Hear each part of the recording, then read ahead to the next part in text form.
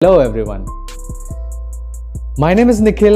जो चैप्टर हम लोग पढ़ने जा रहे हैं ये है क्लास 12th का चैप्टर, और वो भी सबसे पहला चैप्टर जिसका नाम है इलेक्ट्रिक चार्जेस एंड फील्ड्स। तो आज की क्लास में हम लोग देखने जा रहे हैं कि ये इलेक्ट्रिक चार्ज क्या होता है। इलेक्ट्रिक चार्ज कुछ सुना सुना सा लगता है। चार्जर,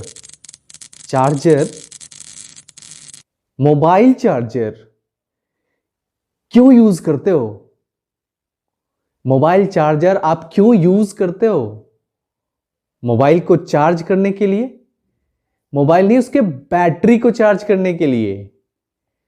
और जो वो बैटरी होता है ना, वो डिस्चार्ज हो जाता है, इसलिए उसमें चार्ज स्टोर करना पड़ता है। तो क्या स्टोर करते हो?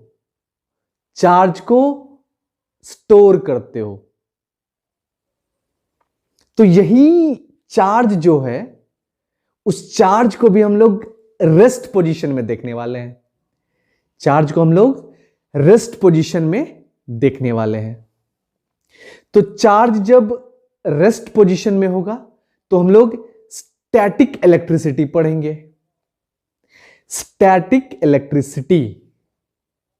और वही चार्ज जब मोशन में आ जाएगा तो हम लोग डायनेमिक इलेक्ट्रिसिटी पढ़ेंगे, जिसे सिंपल भाषा में आप इलेक्ट्रिसिटी, इलेक्ट्रिक करंट भी कह सकते हो। तो बेसिकली सारी चीजों की शुरुआत इसी चार्ज से होती है। तो आपके जहन में ये सवाल आ रहा होगा कि आखिर ये चार्ज का कंसेप्ट होता क्या है। तो अगर आप देखो तो चार्ज आपके रियल लाइफ से भी कनेक्टेड है। अगर आपने गौर किया होगा कुछ चीजों को, तो आपको इस चार्ज का थोड़ा बहुत आइडिया लग जाएगा। जैसे कि कोल्ड ड्राई विंटर में जब आपके होंठ फटते हैं, कोल्ड ड्राई विंटर में जब आपके होंठ फटते हैं, उस समय जब भी आप वूलन क्लोथ्स, ऊनी कपड़े उतारते हो, तो उतारते वक्त आपको चरचराहट की आवाज आती होगी, जिसको हम लोग क्रैकल साउंड कहते हैं। क्रैकल साउंड कहते हैं। और ये चरचराहट की आवाज के साथ इसमें स्पार्क भी होता है।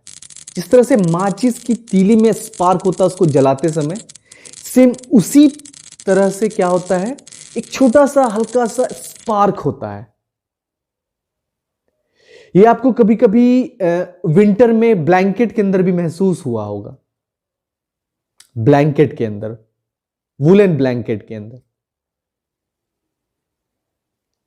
और सेम फेनोमिनन आपका सिंथेटिक क्लोथ्स के साथ भी होता है। सिंथेटिक क्लोथ्स, जैसे कि आपके सिंथेटिक के कपड़े आते हैं, ट्राउजर्स आते हैं, जैकेट्स आते हैं, आपकी टोपियां आती है ना। तो ये सिंथेटिक के कपड़े के साथ भी होता है। और सिर्फ सिंथेटिक ही नहीं, ये पॉलिस्टर के कपड़े के साथ, जैसे कि पॉलिस्टर की साड़ियां जो आती हैं, उनमें भी ये सेम फेनोमिनन, आपको क्रैकल साउंड, चरचराहट की आवाज सुनाई देगी और साथ में हल्का सा स्पार्क महसूस होगा। इसके अलावा अगर आप और एग्जांपल सोचना चाहो तो जैसे कि थंडर स्टॉर्म। जी हां, thunder storm, specially rainy season, जो रेनी सीजन का समय होता है, बारिश का मौसम। तो उस मौसम में क्या करते हो आप? थंडर स्टॉर्म देखते हो, बादलों का गरजना होता है, साथ साथ में आपको लाइटनिंग भी दिखती है, लाइटनिंग एंड थंडर। तो ये जो लाइटनिंग और थंडर होता है, ये होता है आपके क्लाउड्स, जो बादल होते हैं उसके फ्रिक्शन होने के कारण आपस में रगड़ने के कारण, आपस में वो जब एक दूसरे से फ्रिक्शन करते हैं तो उस फ्रिक्शन के कारण ही आपका क्या होता है, लाइटनिंग होता है और साथ में साउंड भी निकलता है। तो ये जो थंडर स्टॉर्म है, लाइटनिंग है, ये भी आपके स्टैटिक इलेक्ट्रिसिटी के अंदर आता है। ये भी किसके अंदर आता है, आपका स्टैटिक इलेक्ट्रिसिटी के अंदर आता है।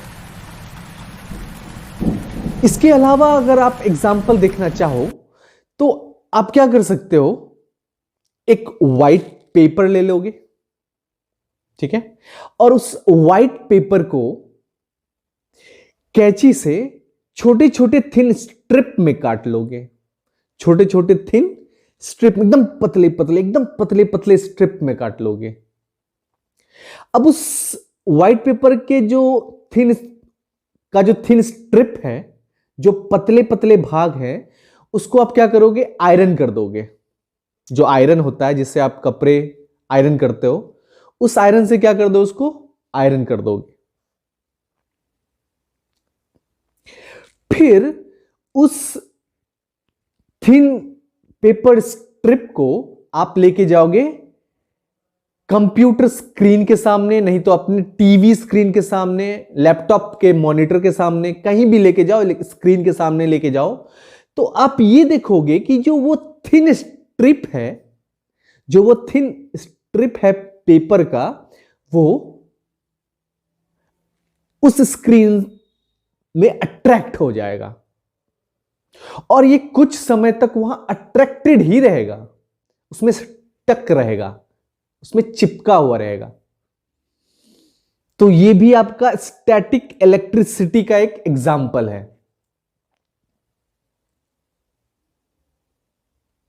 ठीक है।